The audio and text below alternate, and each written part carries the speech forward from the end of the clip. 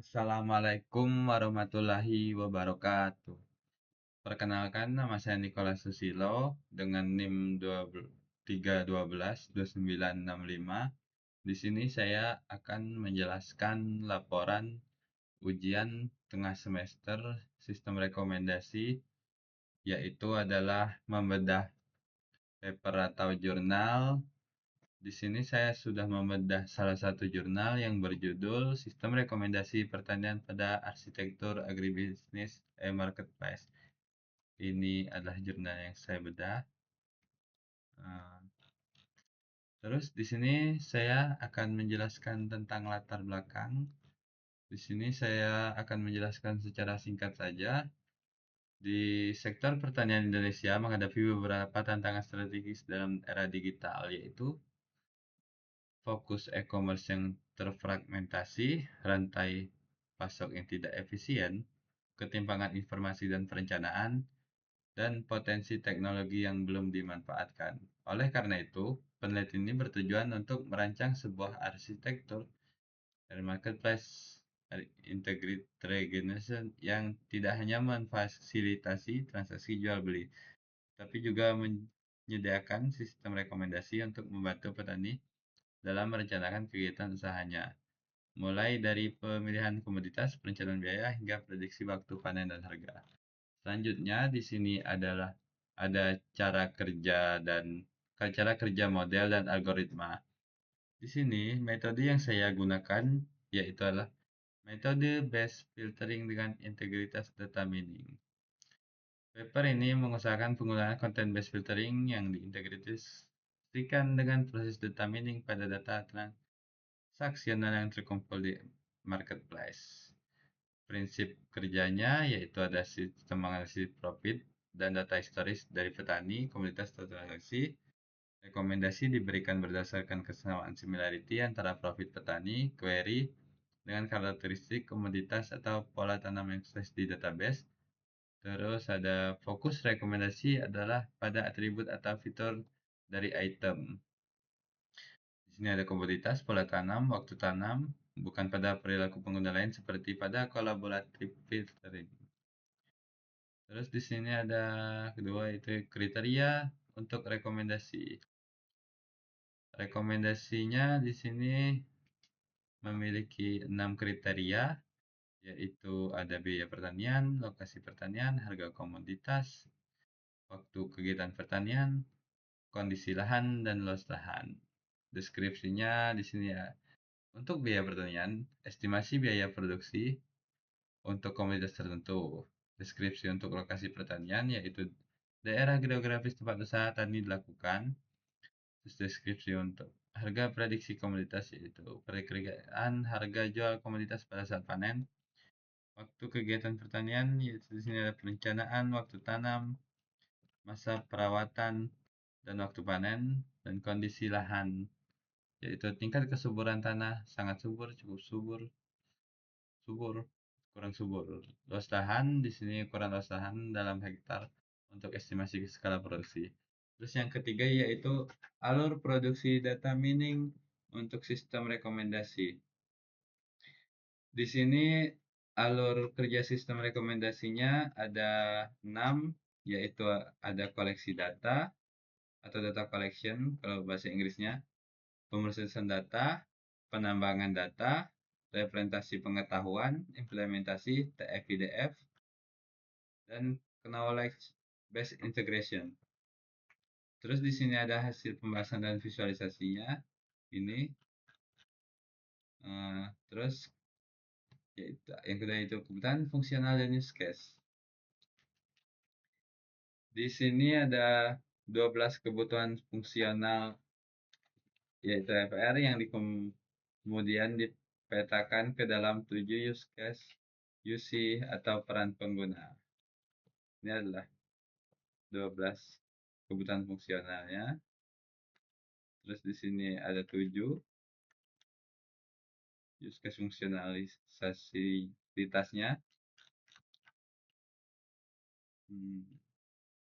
Terus penjelasannya adalah visualisasi use case diagram, yaitu sebuah diagram yang menunjukkan 7 aktor UC1 sampai UC7 dan menghubungkan dengan fitur-fitur utama yaitu FR01 sampai FR12 yang dapat mereka akses.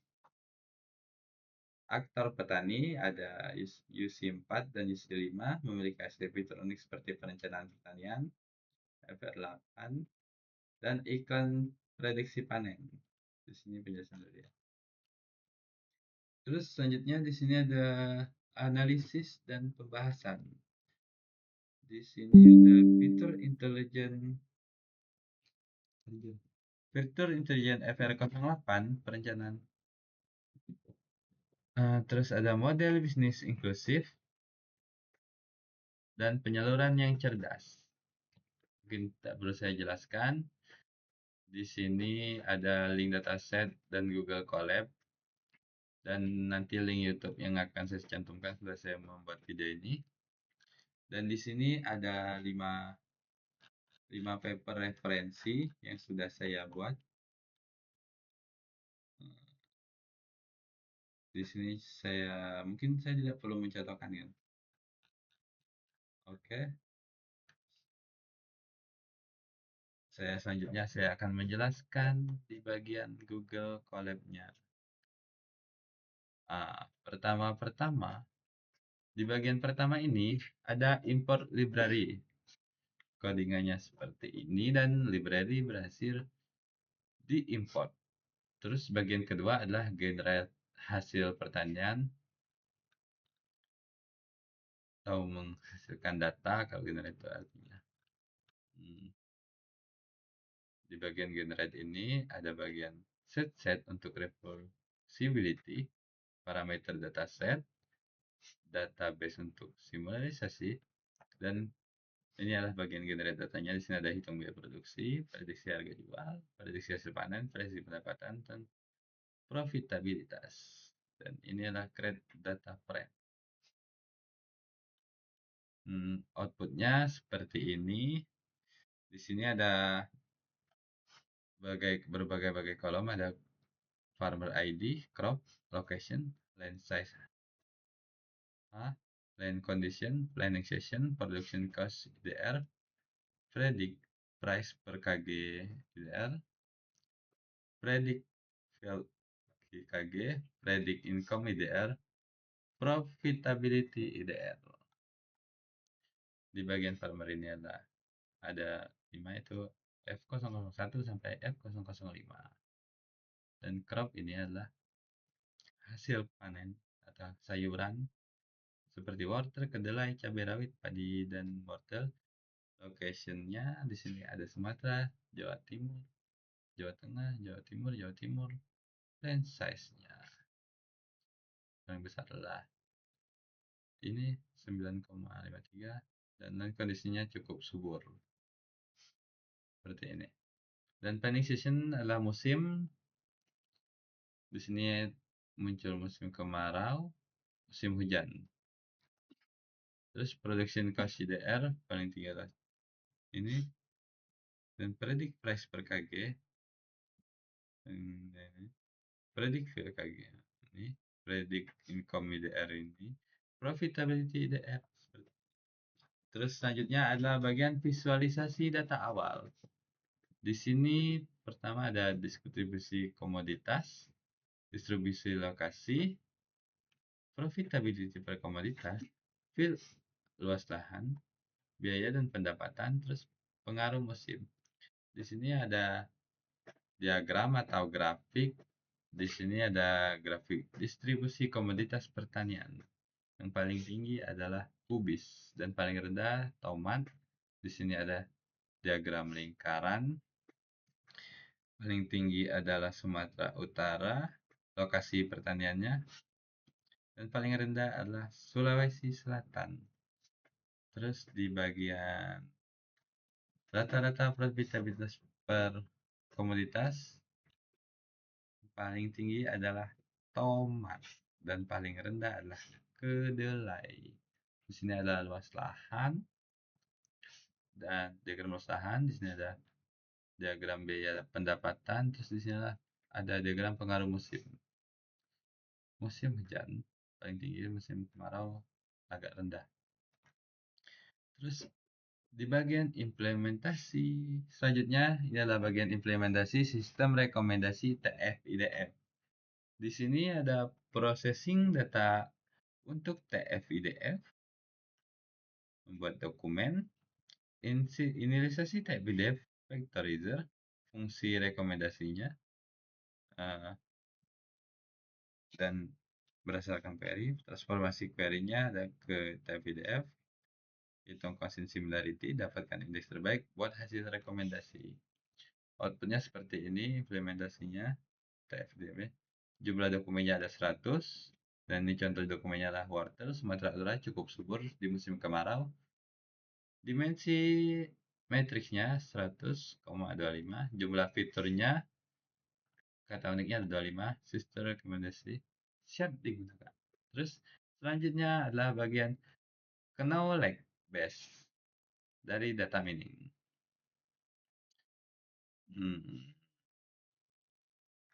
Codingannya seperti ini. Oke, profile insight, location service, session pattern, dan condition optimizer, dan inisiasi collect base. Collect base dari data mining. Kalau yang ditemukan dari data mining itu ada top 5 profitable. Yang nomor satunya adalah tomat dengan penghasilan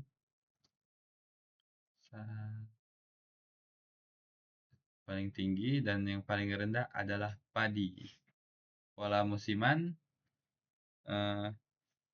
paling tinggi juga ternyata tomat, dan paling rendah adalah wortel. Terus bagian sistem rekomendasi. Test query-nya ini bagian test query. Untuk melihat.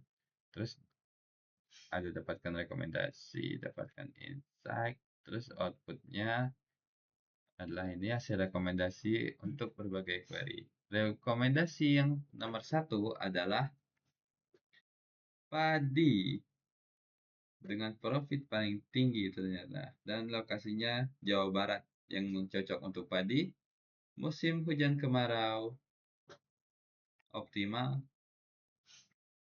dan kalau subur ini rata-rata pendapatan jumlah per kilo. Terus rekomendasi kedua di sini juga padi, high profitnya. Terus tapi di sini Jawa Barat padi, masih kemana.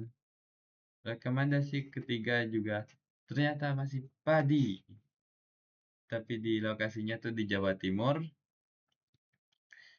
musim kemarau optimal, musim kurang subur ternyata. Cabai rawit Jawa Timur. Di sini adalah query cabai rawit Jawa Timur cukup subur untuk musim kemarau. Seperti ini. Terus di jagung Jawa Tengah subur musim kemarau. Seperti ini. Terus ke yang keempat lah, bawang merah Sumatera Utara sangat subur. Ternyata bawang merah Sumatera Utara sangat subur ya.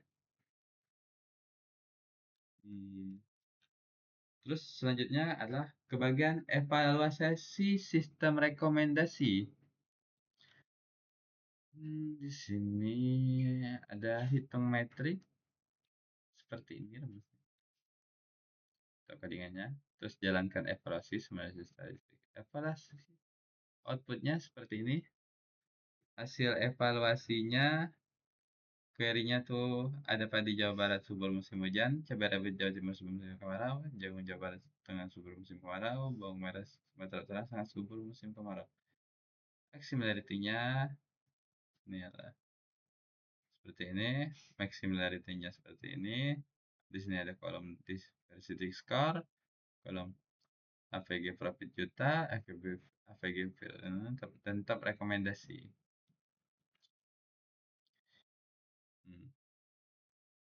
Rata-rata similarity-nya lah nama. Dan visualisasi selanjutnya adalah bagian visualisasi hasil rekomendasi. Ini adalah query untuk visualisasi detail. Terus ada di sini ada similarity score, profitability rekomendasi, komposisi komoditas, biaya versus pendapatan, field per hektar dan distribusi lokasi. Di sini ada visualisasinya dan diagramnya seperti ini.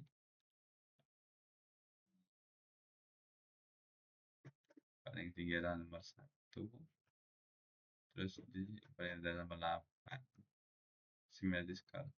Terus ini ada diagram probability rekomendasi. Paling tinggi adalah keempat, yang nomor 4, dan paling rendah adalah 6. Dan ini ada diagram lingkaran, paling tinggi adalah padi, komoditas, atau gimana ya, masuk gitu, atau jumlah paling padi, dan yang tersedikit adalah kedelai. Dan ini ada diagram biaya dan versus pendapatan rekomendasi, seperti ini diagramnya. Yield per hektar, paling tinggi adalah ke nomor 3 ini, dan paling rendah adalah ke-6. Dan distribusi lokasi rekomendasi, ternyata yang paling rekomendasi itu adalah Jawa Barat, dan paling kurang rekomendasi itu adalah Sumatera Utara. Clustering analysis. Baik, selanjutnya bagian clustering analysis. Di sini ada persiapan data untuk clustering dengan commands, visualisasi clustering, dan outputnya seperti ini. Clustering lahan versus profit, diagram rata-rata profit per cluster, dan diagram distribusi komoditas per cluster. Cluster itu artinya adalah pengelompokan. Di sini ada kelompok 0 dengan jumlah paling banyak petaninya itu adalah 48, dan cluster 1 dengan hanya 11 petani, cluster 2 24 petani, cluster 3 ada 17 petani.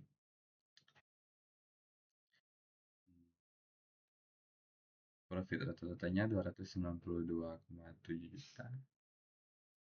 Luas lahan rata-rata 2,7 hektar. Untuk cluster 0 ini komoditas dominannya adalah jagung, biaya produksi rata-rata 21,8 juta. Cluster 1 ini profit rata-ratanya adalah 3 ini. Terus luas lahan rata-ratanya adalah 8,4 hektar. Komoditas dominannya adalah wortel, biaya produksi rata-ratanya yaitu 73,2 juta. Untuk cluster 2 ini memiliki 24 petani, profit rata-ratanya 459,2 juta, luas lahan rata-ratanya 7,6 hektar, komoditas dominannya adalah keledai, biaya produksi rata-rata itu 70,7 juta. Dan cluster ketiga ada 11 petani, profit rata-ratanya ini, luas lahan rata-ratanya 5,5 hektar, komoditas dominannya bawang merah, biaya produksinya 49,9 juta. Dan ini untuk selanjutnya, ini adalah codingan untuk bagian simpan hasilnya seperti dataset. Sini ada Google Drive, simpan file lainnya. Outputnya seperti ini, dan filenya sudah tersimpan. Ini filenya akan saya buka untuk dataset. Agak nge-lag, sorry. Bentar ya. Sinyalnya wifi-nya agak nge-lag. Wifi-nya mati ternyata.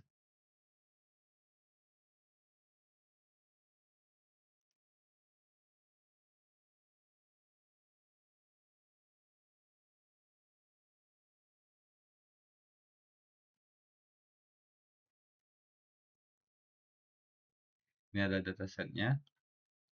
Di sini ada 100 dataset dari berbagai daerah, dan hasil panennya gitu. Oke, seperti ini saja. Dan terus ini juga ada bagian hasil evaluasinya seperti ini. Oke, mungkin segitu saja dari saya. Assalamualaikum warahmatullahi wabarakatuh.